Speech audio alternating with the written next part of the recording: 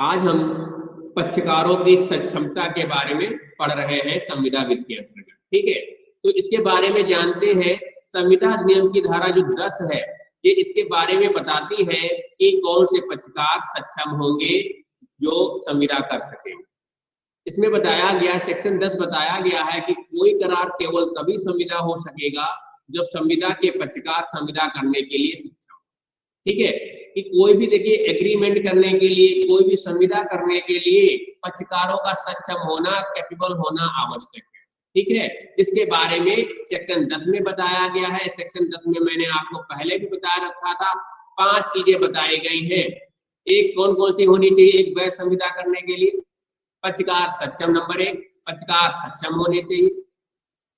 दूसरा, free consent होनी चाहिए, स्वतंत्र सम्मति उनकी होनी चाहिए। तीसरा, विधिपूर्ण उद्देश्य होना चाहिए। और चौथा, विधिपूर्ण प्रतिफल होना चाहिए। और पांचवा, उसे विधि द्वारा रोका ना गया। ठीक है, मतलब विधि द्वारा वो एग्रीमेंट करने से निषिद्ध ना किया गया है, वो या शून्य घोषित उस विधि के, किसी विधि के द्वारा उसे उस एग्रीमेंट को शून्य घोषित ना किया गया हो, तभी कोई संविदा जो होगी वैध होगी। ठीक है, और इसी में एक पॉइंट मैंने अभी आपको बताया कि सेक्शन 10 में बताया गया है कि पक्षकारों का सक्षम होना। ठीक है, कि संविदा करने के लिए पक्षकार कैसे होने चाहिए? सक्षम होने चाहिए। अगर पक्षकार सक्षम नहीं है तो संविदा वैध संविदा नहीं होगी। ठीक है, अतः संविदा के लिए सक्षमता या पक्षकारों की सक्षमता वैध संविदा की आवश्यक शर्त होती है। ठीक है, एक वैध संविदा करने के लिए, एक वैलिड संविदा के लिए जो सक्षमता होती है वे एक आवश्यक शर्त होती है। अब ये सक्षमता के बारे में बताया कहाँ गया है, प्रोविजन कहाँ किया गया है, तो इसके बारे में आप जान लीजिए कि इसके बारे में, सक्षमता के बारे में सेक्शन 11, ठीक है, संविदा अधिनियम की धारा जो 11 है, इसमें सक्षमता के बारे में बताया गया। ठीक है, जानिए इसमें क्या बताया गया है। ऐसे व्यक्तियों के बारे में प्रावधान किया गया है जिसे संविदा के लिए सक्षम माना जाता है। कौन वे व्यक्ति हैं जिन्हें संविदा करने के लिए सक्षम माना जाता है? कोई भी व्यक्ति संविदा करने के लिए सक्षम माना जाएगा यदि वह निम्नलिखित शर्तों को पूरा कर सकता है।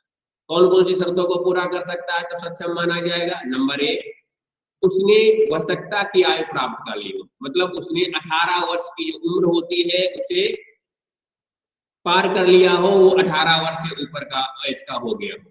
ठीक है, देखिए इसमें दो तरह से बताया गया। देखिए अगर किसी पक्षकार, अगर कोई अवयस्क है, उसका कोई पक्षकार नियुक्त किया गया है तो उसकी वयस्कता की आयु जो होगी वो 21 वर्ष। और वैसे सामान्यता अगर बात करें तो 18 वर्ष जो है वो वयस्कता की आयु मानी जाती है। कितने वर्ष मानी जाती है वयस्कता की आयु? धर्मेंद्र बताओ। धर्मेंद्र, अभी मैंने बताया कि 18 वर्ष। कितना? 18 वर्ष सर। ठीक, हाँ, ठीक है, सक्षमता की उम्र जो होती है 18 वर्ष। संविदा करने के लिए पक्षकार या तो कितना वर्ष का होना चाहिए? 18 वर्ष का होना चाहिए। दूसरा, वह स्वस्थ मस्तिष्क का हो। वो स्वस्थ मस्तिष्क का हो, वो पागल चित्र विकृत व्यक्ति ना होना चाहिए। कैसा होना चाहिए? स्वस्थ माइंड का होना चाहिए। ठीक है, स्वस्थ मस्तिष्क का होना चाहिए ताकि वो जो संविदा किया जा रहा है, एग्रीमेंट किया जा रहा है, उसकी प्रकृति, उसकी नेचर को समझ सके। ठीक है, सोचने की क्षमता हो। और तीसरी बात यह है कि उसे किसी विधि के द्वारा संविदा करने के लिए निर्योग्य ना घोषित किया गया हो। ठीक है, और उस व्यक्ति को किसी विधि के द्वारा, कोई एक्ट के द्वारा या विधि के द्वारा, कानून के द्वारा उसे संविदा करने से अयोग्य घोषित ना किया गया होना चाहिए। ठीक है, तो सक्षमता के लिए सेक्शन 11 में क्या बताया गया है? उम्र 18 साल से ऊपर की होनी चाहिए। दूसरा, वो विकृत चित्त का नहीं होना चाहिए। और तीसरी बात, उसे किसी विधि के द्वारा अयोग्य गया हो। वो व्यक्ति कैसा कहलाएगा? सक्षम कहलाएगा। ठीक है, ठीक है, विवेक, विवेक, विवेक, समझ में आ रहा? विवेक, प्रदीप, हेलो प्रदीप, अपनी माइक ऑन करके बताइए।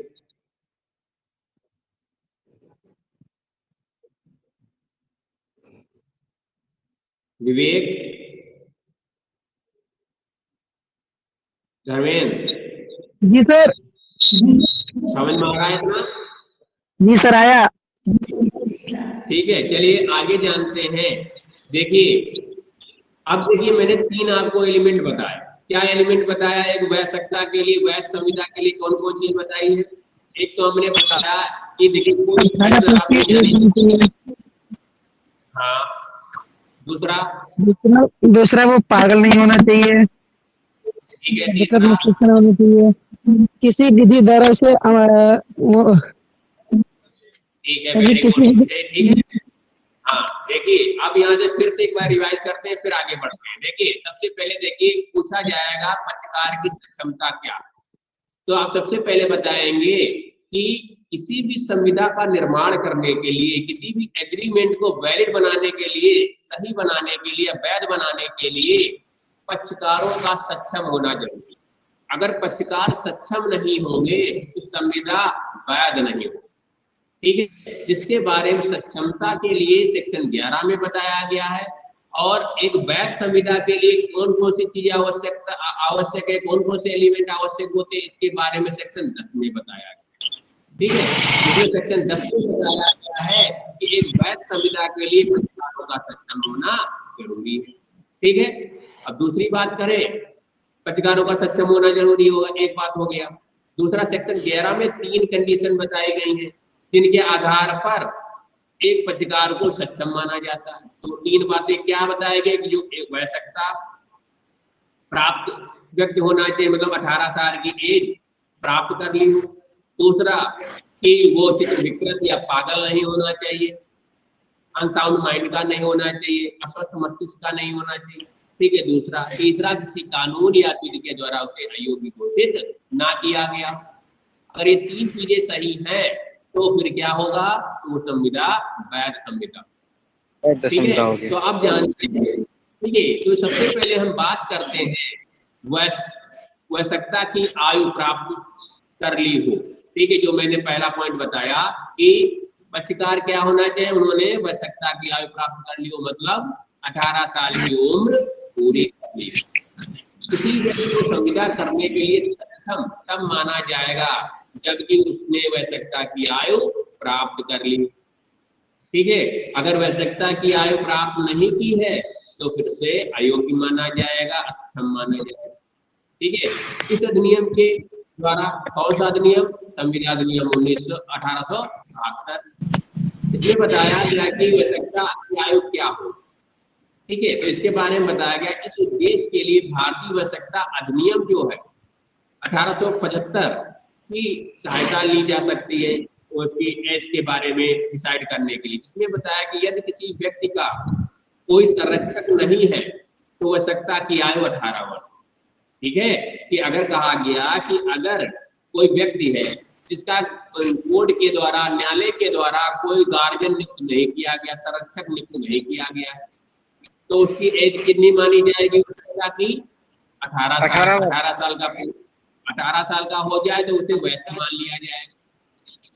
लेकिन अगर कोर्ट ने किसी का गार्जियन नियुक्त किया, किसी बच्चे का गार्जियन नियुक्त किया है, अपॉइंट किया है, ठीक है, तो वो 18 साल का होगा तब वयस्क नहीं माना जाएगा। वो जब 21 साल का होगा तब वयस्क माना जाएगा। याद रहेगा क्या मैंने बताया?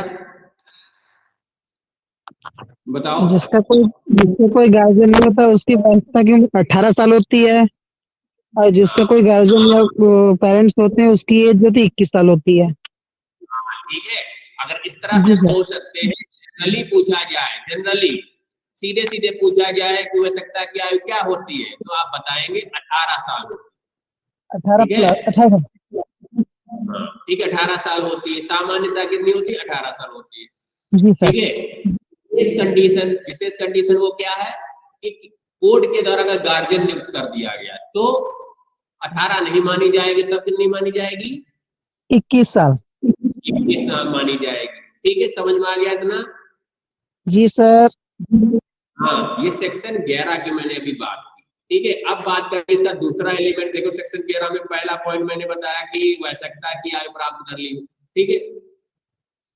इसी तरह से दूसरा पॉइंट मैंने अभी आपको बताया कि स्वस्थ मस्तिष्क का होना चाहिए, जी ठीक है। स्वस्थ मस्तिष्क का होना जरूरी है, होना चाहिए।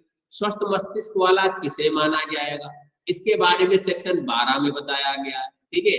स्वस्थ मस्तिष्क का होना चाहिए ये बात सेक्शन 11 में बताया गया, और स्वस्थ मस्तिष्क का किसे माना जाएगा ये सेक्शन 12 में बताया गया, ठीक है। तो सेक्शन 12 में क्या बताया गया है, चलिए इसके बारे में जानते हैं, ठीक है। देखिए सेक्शन 12 ये प्रावधानित करती है कि संविदा के उद्देश्य के लिए इसे स्वस्थ मस्तिष्क का होना आवश्यक है। ऐसे व्यक्ति को संविदा करने के लिए स्वस्थ चित्त का माना जाएगा जो संविदा करते समय संविदा को समझने में तथा अपने हितों पर उसके द्वारा पड़ने वाले प्रभाव के बारे में युक्त संगत निर्णय ले पाने में समर्थ, ठीक है। कहा गया सक्षम उसे माना जाएगा जो संविदा की जा रही है, जो एग्रीमेंट किया जा रहा है उसके नेचर को, उसकी प्रकृति को पहचानते हो, जानते हो, समझ रहे हो ये काम जो हो रहा है वो क्या हो रहा है, और क्या उससे, उस काम से, उस एग्रीमेंट से या उस संविदा से क्या उसको फायदा होगा या क्या नुकसान होगा। मतलब अपने हितों को जो जान पा रहा हो कि अगर इस संविदा को किया तो ये हमारे हित में रहेगी या ये मेरे अगेंस्ट रहेगी, ठीक है। उससे अच्छे प्रभाव बुरे प्रभाव शक्ति रख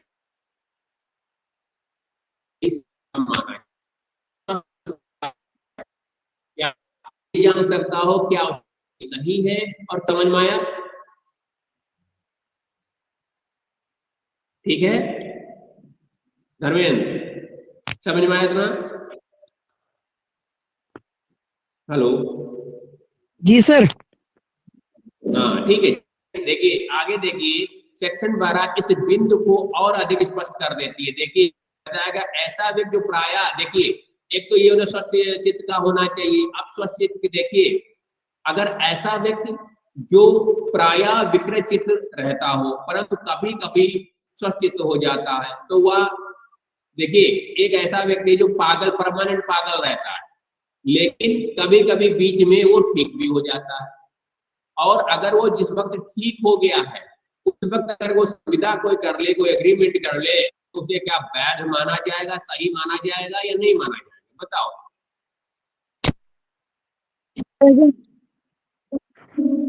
बताओ। नहीं माना जाएगा सर जी। जो पागल है, परमानेंट पागल है, तो पागल से अगर संविदा की जाए, एग्रीमेंट किया जाए तो कैसा माना जाएगा, पहले तो ये बताओ। वो वैध नहीं होगी। वैध नहीं होगी, ठीक है। लेकिन एक ऐसा पागल है, परमानेंट तो पागल रहता है, ठीक है, लेकिन बीच बीच अंतरालों में वो सही भी हो जाए, जिस वक्त सही था और उस वक्त उसने कोई एग्रीमेंट किया उसके बाद फिर पागल हो गया, तो जिस वक्त उसने सही था उस वक्त जो एग्रीमेंट किया है तो क्या सही माना जाएगा? नहीं माना जाएगा। देखिए कोई पागल व्यक्ति भी जिस वक्त वो सही था उस वक्त अगर एग्रीमेंट करता है तो उसे वैलिड माना जाएगा उस एग्रीमेंट को। देखिए परमानेंट पागल रहता उससे हमें क्या लेना देना, जिस वक्त एग्रीमेंट हो रहा था उस वक्त कैसा था वो बताओ। एग्रीमेंट जब कर रहा था तब तो सही था, जी सर, स्वस्थ था वो, ठीक है ना।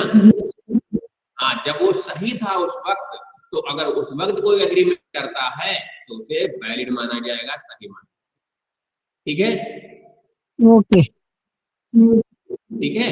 और अगर देखिए एक व्यक्ति ऐसा है जो परमानेंट, दूसरी कंडीशन देखिए, एक व्यक्ति ऐसा है जो परमानेंट सही रहता है, स्वस्थ चित्त का रहता है, बिल्कुल फिट है, लेकिन जब एग्रीमेंट करने चलता है, जब एग्रीमेंट कर रहा होता है उस वक्त वो पागल हो गया, और उसके बाद उस वक्त उसने एग्रीमेंट कर लिया और उसके बाद फिर वो ठीक हो गया, बिल्कुल फिट है। अब बताओ जिस वक्त एग्रीमेंट कर रहा था उस वक्त अगर उसने एग्रीमेंट पागल हो गया तो उस वक्त किया उसके बाद फिर सही हो गया तो कैसा एग्रीमेंट माना जाएगा? वैलिड नहीं होगा वो भी। तब ये नहीं माना जाएगा वैलिड। क्यों? क्योंकि पहले वो सही रहता हो, लेकिन जिस वक्त एग्रीमेंट किया था उस वक्त वो कैसा था? उस वक्त वो पागल था, और इसीलिए वो एग्रीमेंट कैसा हो जाएगा? वाइड हो जाएगा, शून्य हो जाएगा। ठीक है जी सर। इसी तरह से दूसरा मैंने पॉइंट अभी आपको बताया, निर्योग ना होना। ठीक है, निर्योग ना होना के बारे में बताया कि निर्योगिता मतलब किसी विधि के द्वारा उसे निर्योग या अयोग्य घोषित ना किया गया। ठीक है, वो एग्रीमेंट करने के लिए जो एग्रीमेंट करना चाहते हो उसे वो काम करने से, या वो व्यक्ति जिससे एग्रीमेंट करने के लिए विधि द्वारा मना किया गया, तो वो भी एग्रीमेंट कैसा हो जाएगा? वो भी अक्षमता की वजह से शून्य माना जाएगा। ठीक है, होगा। जैसे जैसे कोई राज शत्रु है, मतलब कोई हमारे देश का शत्रु, और सरकार ने मना कर रखा है, विधि बनाकर कानून बना रखा है कि इस देश से या इस व्यक्ति, इस देश के नागरिकों से आप एग्रीमेंट नहीं कर सकते, तो उस देश के लोग हमारे लिए एग्रीमेंट करने के लिए क्या हो जाएंगे? अक्षम, इनवैलिड हो जाएंगे। ठीक है। इसी तरह से कोई ऐसा एग्रीमेंट है जिस व्यक्ति से कर रहे हैं वो दिवालिया हो गया है, मतलब उसके पास कुछ बचा ही नहीं, कंगाल हो गया, उसे कोर्ट के द्वारा दिवालिया घोषित कर दिया। तो ऐसा व्यक्ति जो दिवालिया घोषित कर दिया गया, क्या उससे एग्रीमेंट किया गया वैध हो सकता है? नहीं। हाँ, उससे भी एग्रीमेंट किया गया, कैसा एग्रीमेंट माना जाएगा? इनवैलिड। इनवैलिड माना जाएगा। ठीक है, समझ में आया? जी सर। तीनों कंडीशन अच्छे से जान गए, समझ गए? जी सर। पेपर में आएगा, लिख लोगे? जी सर जी। ठीक है, कोई दिक्कत नहीं है, फिर मैं समझाऊंगा, बार बार समझाऊंगा। ठीक है, ऐसे याद हो जाएगा। ठीक है, देखिए इतना मैंने, ठीक है, आज के लिए इतना ही सब्जेक्ट में। कल इसके बारे में एक जो अक्षम पक्षकार है, या ये जो अक्षमता के जो 3 ग्राउंड मैंने आपको बताए, इनकी वजह से अगर कोई एग्रीमेंट कर लेता है तो उसके परिणाम क्या होंगे, और इसके सिंबल में कौन कौन से केसेस आए हैं, उनके बारे में अच्छे से पढ़ेंगे, जानेंगे कल वाली क्लास में। ठीक है, और कल से हम आपको दोनों क्लास पढ़ाएंगे। ठीक है जी सर। हिंदू लॉ वाली है वो भी पढ़ाएंगे, और ये कॉन्ट्रैक्ट की भी पढ़ाएंगे। आज छुट्टी होती सर क्या? क्या हिंदू लॉ क्या बंद थी? सर जी हमने कहा जो हिंदू लॉ बता रहे थे पढ़ाने के लिए आप? हाँ, हिंदू लॉ भी पढ़ाएंगे।